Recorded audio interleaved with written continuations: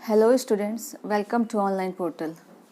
Today in this video we will talk about the future tense, and this is the last video for tense. In this video we will discuss about future tense and its subtypes. So first of all, what is future tense? Future tense denotes the thing that we done in the future time. जो चीज़ें अभी होने वाली है, अभी हुई नहीं है ना, जो चीज़ें आने वाली हैं, मतलब जो एक्शन अभी हम लोग करने वाले हैं वो क्या होगा, वो फ्यूचर टेंस में होगा. First of all, what is future simple tense? ये हमारा सबसे पहला टाइप है फ्यूचर टेंस का. क्या? Future simple tense. इसमें हम लोग 3-4 चीज़ें देखेंगे इसमें कि क्या है. सबसे पहले गोइंग टू, यानी कि जब हम लोग गोइंग टू का यूज करेंगे वो कब यूज करेंगे बच्चों? जब प्लान्स या इंटेंशंस उस सेंटेंस में दिखे.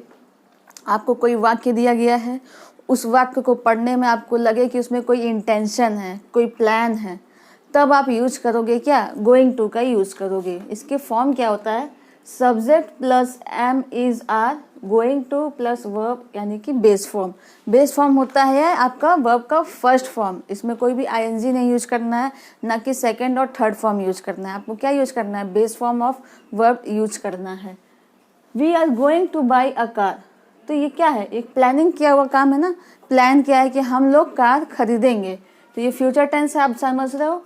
और इसमें क्या शो कर रहा है इस सेंटेंस में कि ये एक प्लान है. We are going to buy a car. और आपका फॉर्म भी आ गया यहाँ पे, आर गोइंग टू बाई. अब बेस का देखो, बाई जो है वो क्या है? आपका वर्ब का फर्स्ट फॉर्म है, ठीक. और आपके हेल्पिंग वर्ब के साथ क्या लगा हुआ है? आईएनजी भी. गोइंग टू, देखो गोइंग टू यूज करना ही है, इसमें हमने बताया है फॉर्म में. तो जब भी आपको गोइंग टू का यूज कब करना है फ्यूचर टेंस में? फ्यूचर सिंपल टेंस में, जब कोई प्लान या इंटेंशन दिखे. What is the next example? I am going to start exercise regularly. मैं अब डेली मतलब एक्सरसाइज जो है करने जा रहा हूँ, स्टार्ट करने जा रहा हूँ. तो एक ये प्लानिंग किया है वो, ठीक. तो आई एम गोइंग, यहाँ पे गोइंग टू आ गया. और स्टार्ट आपका यानी कि जो एक्सरसाइज है वो क्या है? आपका एक्सरसाइज आपका वर्ब है, जिसका आपकी बेस फॉर्म यहाँ पे यूज किया गया है, यानी कि फर्स्ट फॉर्म. तो ये है आपका future simple tense. Rahul is going to take vacation from work. ये उसका इंटेंशन है ना. इंटेंशन है क्या कि वो अब वर्क से क्या वेकेशन लेगा, छुट्टियाँ लेगा. तो उसका मन नहीं होगा, इसलिए उसको इंटेंशन है कि नहीं मुझे अब छुट्टी लेनी चाहिए, इसलिए ये आपका यहाँ पे गोइंग टू यूज किया गया है. ओके. और first form of the verb. तो जब कोई प्लान या इंटेंशन दिखे और वर्ब का फर्स्ट फॉर्म दिखे, तो वो सेंटेंस है आपका फ्यूचर सिंपल टेंस. फ्यूचर सिंपल टेंस में और भी अभी ऑप्शन से देखना. Present continuous, fixed arrangements. जब कोई आपको फिक्स्ड अरेंजमेंट दिखे, एग्जाम्पल में समझो, I am having lunch with my parents on Sunday. तो ये फिक्स्ड अरेंजमेंट है, आपने फिक्स पहले ही कर लिया है कि इस संडे को हम लोग जो है पेरेंट्स के साथ लंच करेंगे, है ना. एक फिक्स्ड प्लानिंग है यहाँ पे, फिक्स्ड अरेंजमेंट्स. इसका फॉर्म क्या है? Subject plus is am are plus verb के साथ आईएनजी यूज करना है. वर्ब के साथ आपको आईएनजी यूज करना है. इज एम आर आ रहा है, सब्जेक्ट है आपका. ओके. और ये फिक्स्ड अरेंजमेंट है, इसलिए ये प्रेजेंट कंटिन्यूअस में चला गया है. लेकिन है क्या ये बच्चों? ये आपका फ्यूचर टेंस है. जरूरी नहीं कि विल ही लगे तो आपका फ्यूचर टेंस हो. वो सेंटेंस के ऊपर भी डिपेंड करता है. ये कब? संडे, आने वाले संडे को होगा ना लंच. किसके साथ? पेरेंट्स के साथ. तो ये कहीं ना कहीं एक फिक्स्ड अरेंजमेंट है जिसको आप प्रेजेंट कंटिन्यूअस में लिखते हो. इसमें विल का यूज नहीं किया जाएगा. आप यहाँ पे फॉर्म देख रहे हो, ये यही फॉर्म रहेगा. Next example is we are flying to Mumbai the day after tomorrow. हम लोग मुंबई के लिए जाने वाले हैं आज के एक दिन बाद. तो ये फ्यूचर टेंस है, सेंटेंस के हिसाब से फ्यूचर टेंस है, लेकिन ये आपका प्रेजेंट कंटिन्यूअस भी है. इसलिए क्योंकि कहीं ना कहीं कंटिन्यूटी, कोई ऐसा एक्शन है जो अभी ख़त्म नहीं हुआ है, अभी कंटिन्यू चल रहा है, लेकिन फ्यूचर में होगा वो, ठीक. इसलिए फ्यूचर टेंस भी है और ये फिक्स्ड अरेंजमेंट शो कर रहा है. और यहाँ पे आपका वर्ब के साथ आईएनजी यूज किया गया है. तो ये है आपका क्या? फ्यूचर सिंपल टेंस में आएगा. नेक्स्ट फ्यूचर सिंपल टेंस में आपको दिखेगा विल यूज़। विल का यूज़ कब करना है? जब आपको कोई इंस्टेंट डिसीजन लेना हो, कोई अचानक से कोई डिसीजन लेना हो या कोई ऑफर या प्रॉमिस करना हो। तो ऑफर, प्रॉमिस या इंस्टेंट डिसीजन दिखे तो वहाँ पे आपको विल का यूज करना है। तो बच्चों फॉर्म क्या है आपका? Subject plus will plus verb का बेस फॉर्म। तो सब्जेक्ट के साथ विल का यूज करोगे और वर्ब किस फॉर्म में होगी? फर्स्ट फॉर्म में होगी, यानी कि बेस फॉर्म में होगी। For example, may I take your order. कोई आपसे पूछ रहा है क्या मैं आपका ऑर्डर ले सकता हूँ, है ना? तो आप बोलोगे yes I will have the burger and fries combo please. Yes I will have the burger and fries combos please. तो यहाँ पे आपने एक इंस्टेंट डिसीजन लिया कि आपको क्या चाहिए। समझ में आ रहा है? तो इंस्टेंट डिसीजन जब भी दिखे तो आपको विल का यूज करना है सब्जेक्ट के बाद, और बेस क्या रहेगा? वर्ब का बेस फॉर्म रहेगा। The phone is ringing. Phone जो है बज रहा है, तो आप कहोगे आई विल गेट इट, मैं उठाता हूँ, है ना? तो उठाता हूँ, जब तक उठाओगे नहीं तब तक तो फ्यूचर टेंस में होगा, उठा लोगे तो प्रेजेंट टेंस में हो जाएगा। ठीक, तो आई के साथ विल का यूज करके देखो वर्ब का फर्स्ट फॉर्म यूज किया है, get. Next example is these files are really heavy. These files are really heavy. तो I will help you with them.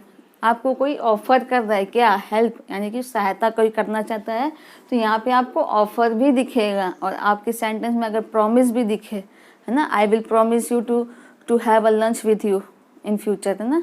तो कोई आपसे प्रॉमिस भी करेगा तो आई विल का यूज करेंगे। विल मतलब वहाँ पे यूज करना ही करना है। I will help you with them. तो यहाँ पे आपको क्या मिल रहा है बच्चों? कहीं ना कहीं कोई ऑफर कर रहा है आपको अपनी सहायता, यानी कि हेल्प आपको ऑफर कर रहा है। और ये है आपका फ्यूचर सिंपल टेंस।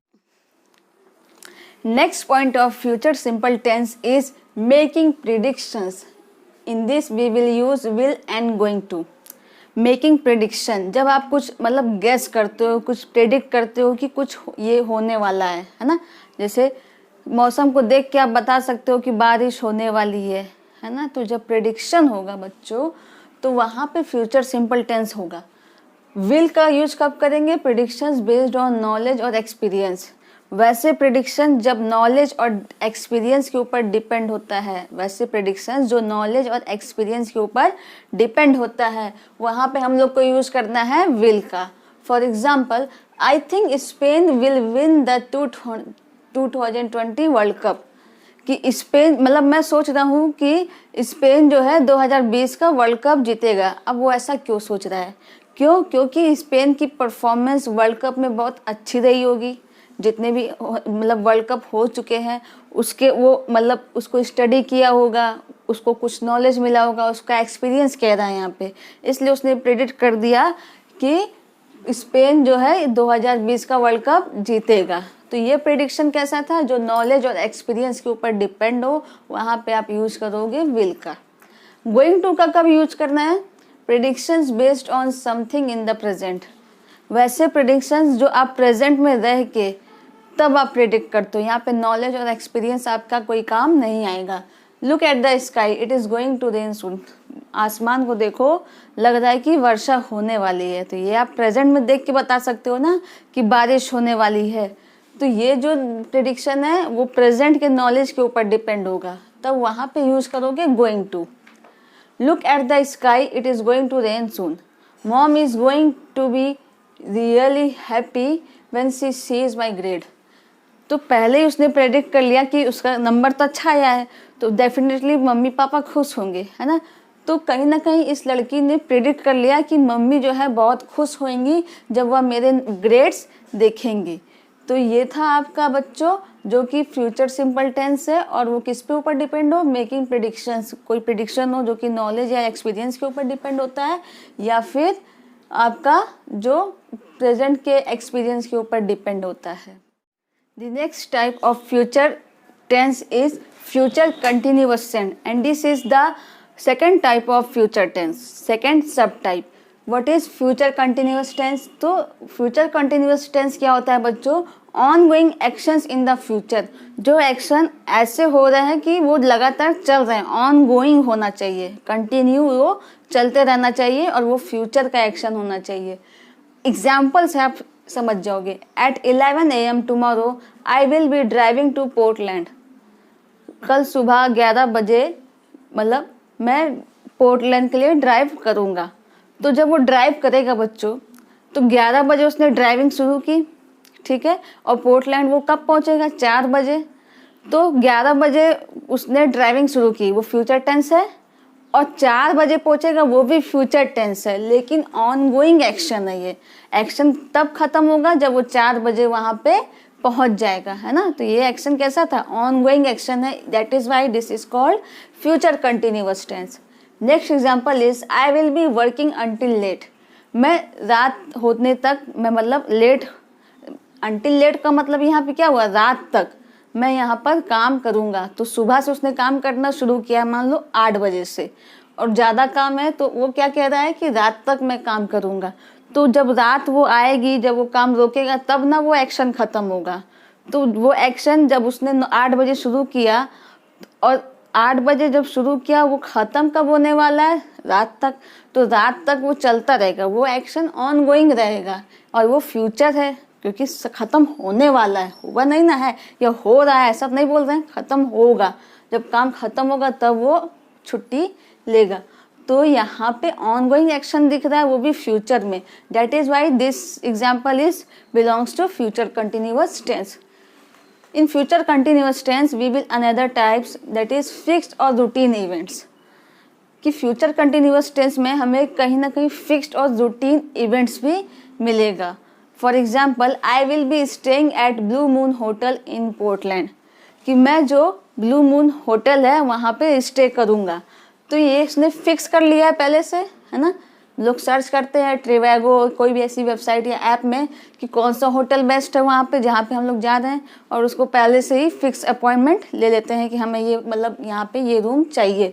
तो कहीं ना कहीं उसने फिक्स कर लिया है, डैट इज़ वाई ये ऑन गोइंग एक्शन भी है। I will be staying at blue moon. On going action कैसे है कि वो अभी ड्राइव कर रहा है ना, ये एक्शन चल रहा है, और जब वहाँ पहुँचेगा तो वो किस होटल में रुकने वाला है? ब्लू मून होटल में रुकने वाला है। तो फिक्स्ड इवेंट्स को जब शो करे, तो in this we will use, in this मतलब this example is belongs to future continuous tense, that is why we use will be. Next example is she will be having tea at 11 AM। She will be having tea, वह सुबह 11 बजे जो है T लेती है, चाय लेती है। तो चाय लेती है, उसका एक रूटीन उसने बनाया होगा कि 11 बजे मुझे चाहिए। तो कहीं ना कहीं इसमें क्या दिख रहा है आपको? रूटीन दिखा ना। इसका एक फिक्स रूटीन है कि 11 बजे उसको चाय चाहिए। That is why this example also belongs to future continuous tense. तो बच्चों इसका फॉर्म आपको समझ में आ गया होगा। फॉर्म क्या है? सब्जेक्ट प्लस विल बी, और वर्ब के साथ आईएनजी यूज करोगे, है ना। तो ये आपका है future continuous tense. Subject plus will be plus verb के साथ ING. Subject plus will be, verb के साथ आईएनजी आपको यूज करना है। And this is the form of future continuous tense. In this tense we are going to see about the ongoing actions in the future and also going to see the fixed or routine events. The next two type of future tense is future perfect and future perfect continuous. We will combine study both. First of all, what is future perfect? Completed actions in the future. वैसे actions जो कि future में complete हुए हों, that action is called future perfect. Okay? Form इसका क्या है? Subject plus will have plus verb के साथ वर्ब का third form. Subject plus will have plus verb के साथ वर्ब का थर्ड फॉर्म। एग्जाम्पल समझो। By June Arun will have saved 6000 rupees. जून से जो है अरुण ने सेव करना स्टार्ट कर दिया, है ना। Completed actions in the future. जून से अरुण ने सेव करना स्टार्ट कर दिया, कितना? 6000 रुपये। That is why this comes in the future perfect tense. What is future perfect continuous tense? It shows ongoing action in the future with duration. Future perfect continuous tense में भी ongoing action देखने को मिलेगा, लेकिन उसके साथ duration भी होगा। For example, by June, Arun will have been saving money for 6 months. जून से अरुण जो है मनी सेव करना शुरू कर देगा 6 महीनों तक के लिए, है ना। 6 महीने तक वो सेव करेगा। इसका फॉर्म क्या है, subject plus will have been plus verb के साथ आईएनजी। सब्जेक्ट होगा आपका विल हैव बीन यूज करना है और वर्ब के साथ आईएनजी लगाना है।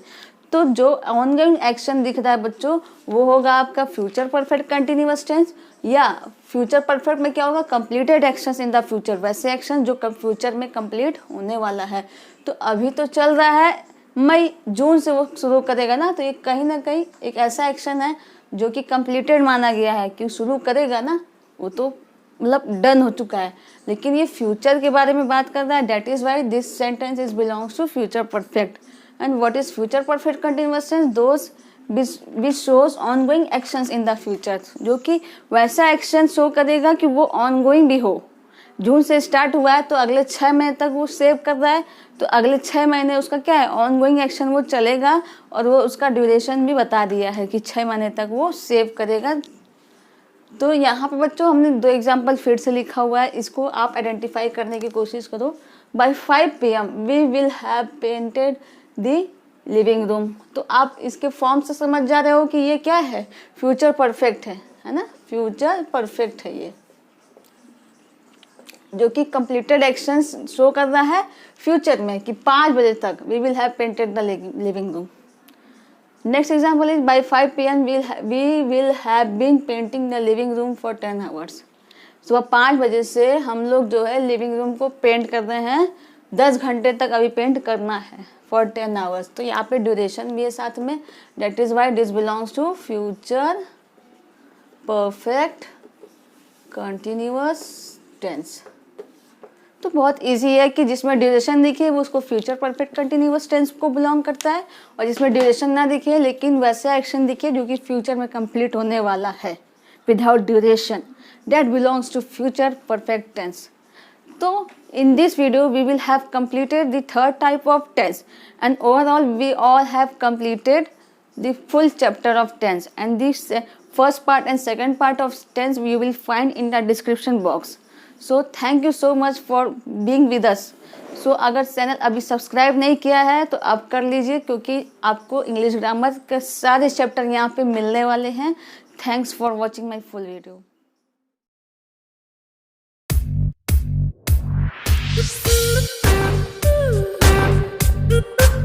Ooh.